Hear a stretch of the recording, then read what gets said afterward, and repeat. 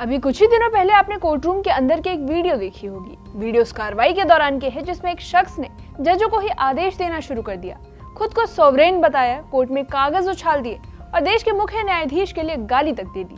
और सबसे बड़ी बात यह है कि कोर्ट ने उसी वक्त अवमानना की कार्रवाई नहीं की, लेकिन दिल्ली पुलिस ने आरोपी को गिरफ्तार कर लिया है। तो सवाल यह है कि अगर सीजीआई ने कार्रवाई नहीं की तो पुलिस ने किस आधार पर गिरफ्तारी की है। तो चलिए पूरा मामला समझते हैं आसान भाषा में। आप देख रहे हैं एबीपी लाइव और मैं साइमा परवीन। सबसे पहले समझिए कि पूरा मामला क्या है। ये घटना 10 जुलाई को सुप्रीम कोर्ट की कोर्ट नंबर 13 में हुई। यहाँ एक याचिका पर सुनवाई चल रही थी। याचिकाकर्ता के रूप में प्रबल प्रताप सिंह कोर्ट में मौजूद थे, लेकिन सुनवाई शुरू होते ही उन्होंने एक आम कानूनी बहस करने के बजाय एक ऐसा व्यवहार किया जिसने अदालत का माहौल पूरी तरह बिगाड़ दिया। आरोप है कि उन्होंने जजों से बहस करने के बजाय उन्हें आदेश देना शुरू कर दिया। इसके बाद जो हुआ उसने पूरे कोर्ट रूम को हैरान कर दिया। अब चलिए समझते हैं कि प्रबल प्रताप सुप्रीम कोर्ट पहुंचे ही क्यों थे।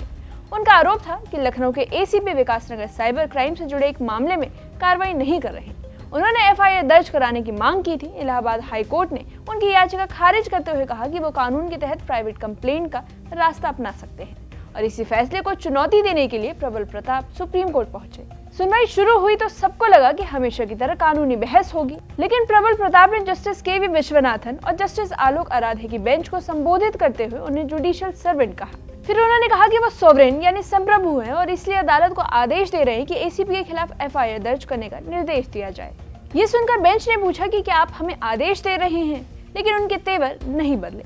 जब जजों ने उनके केस के तथ्यों पर बात करने को कहा तो उन्होंने जवाब दिया कि जो कहना था कह दिया और बाकी सारी बातें दस्तावेजों में लिखी हुई हैं।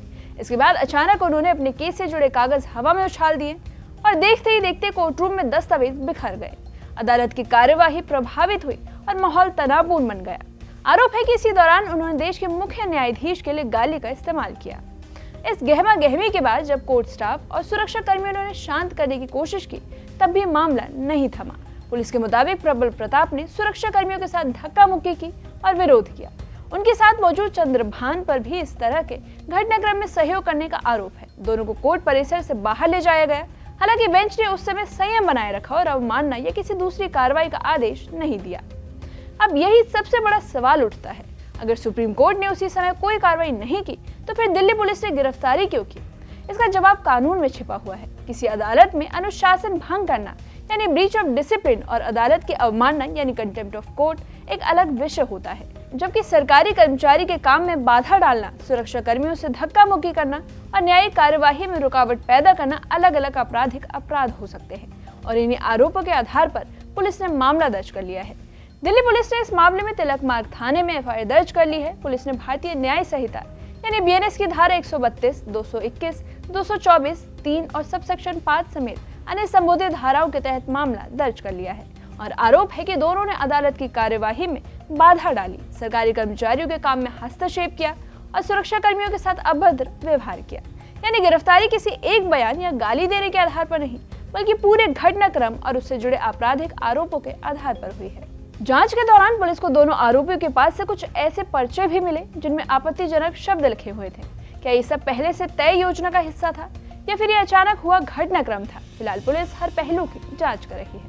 और इसके अलावा सुनवाई के दौरान सुप्रीम कोर्ट ने दोनों आरोपियों की मानसिक स्थिति को लेकर टिप्पणी की थी। इसके बाद उनका मेडिकल परीक्षण कराया गया। डॉक्टरों ने अपनी रिपोर्ट में कहा कि फिलहाल दोनों को किसी मानसिक उपचार की जरूरत नहीं है। और गिरफ्तारी के बाद दोनों आरोपियों को अदालत में पेश किया गया।